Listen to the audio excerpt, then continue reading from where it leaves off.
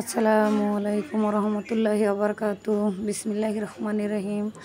আজকে আমি আবার আপনাদের সামনে চলে এলাম নতুন আর একটি রেসিপি নিয়ে, আমের ক্যান্ডি। আমি প্রথমে আমগুলো গালিয়ে ফ্রিজে রেখেছিলাম, সংরক্ষণ করেছিলাম। সেখান থেকে একটু বের করে এখন চিনি দিয়ে সেই লিকুইডটা আমি জাল করব। খুব সুন্দরভাবে জাল করে একেবারে ঘন করে যখন দেখবো হাতের সাথে আঠা আঠা লাগে না, ওই সময় আমি নামিয়ে ফেলবো। অনেকদিন ধরেই আমি চিন্তা করতেছিলাম যে একটু আমের ক্যান্ডি তৈরি করব, কিন্তু হয়ে ওঠে না, আর সময়ও থাকে না। তাই আজকে আমি আগেই এই আমের গোলাটা আগে থেকেই বের করে রেখেছিলাম, ফ্রিজে ছিল, ডিপ ফ্রিজে। তাই ঠান্ডাটা সারি আমি ভালোভাবে তারপরে এটা কিছুটা চিনি দিয়ে আর সামান্য পরিমাণে একটু বিট লবণ দিয়েছি আর একটা শুকনো মরিচ, সেটাকে ভেঙে এটার সাথে অ্যাডজাস্ট করে দিলাম।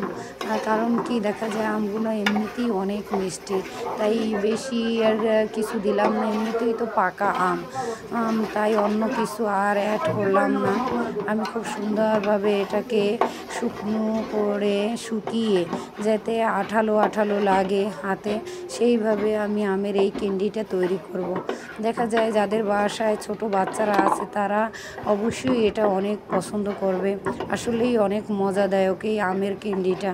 আমি শুকনো করে একেবারে শুকিয়ে তারপরে এখন এটাকে পুরো প্লেটের মাঝে ছড়িয়ে দেব।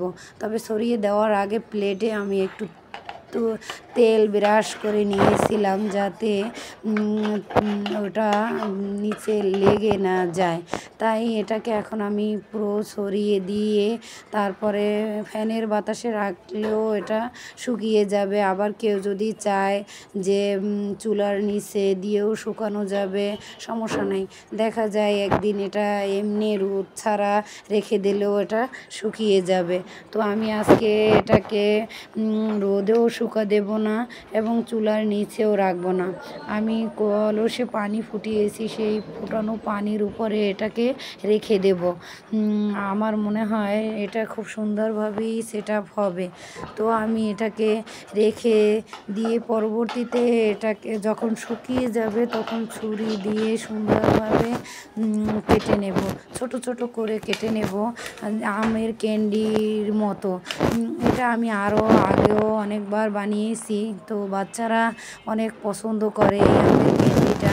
দেখা যায় এখন মোটামুটি এই পাকা আম পাওয়া যাচ্ছে, তবে এই আম আমার কেনা না, এক প্রতিবেশী আমাকে দিয়েছে, সেই আম থেকেই আমি এই ক্যান্ডিটা তৈরি করব।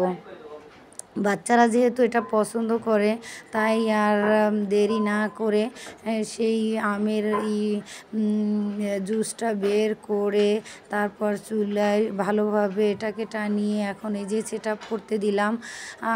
তবে অনেকটা সময় লাগবে এই শুকানোর জন্য। ফ্যানের বাতাসে যদি শুকায় সেক্ষেত্রেও একটা দিন কমসে কম সময় তো লাগবেই, কিন্তু দেখা যায় আমার একটা দিনও সময় লাগে নাই। আমি চুলায় ভালোভাবে এটাকে এমনভাবে টানিয়ে নিয়েছি এই যে হালুয়ার মতো, যে হালুয়া টানিয়ে নিলে সেটা সাথে সাথেই কেটে তারপর দেখা যায় পরিবেশন করা যায়।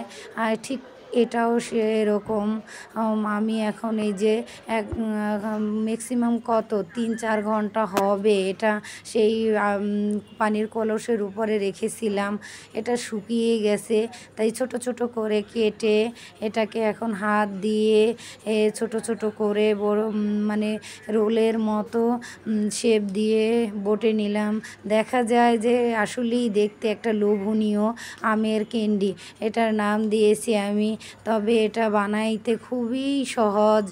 যে কেউ ইচ্ছা করলে এটা আমের পাকা আম গুলিয়ে, তারপর এখানে আমি কোনো পানি অ্যাড করিনি, কিছু না, সামান্য পরিমাণে একটু চিনি দিয়েছি এবং সামান্য পরিমাণে একটু বিট লবণ দিয়েছি আর একটা শুকনো মরিচ দিয়ে আমি এই ক্যান্ডিটা তৈরি করেছি। বা ছোট বাচ্চাদের সাথে সাথে বাসায় বড়দেরও এটা আমার মনে হয় অনেক পছন্দ হবে।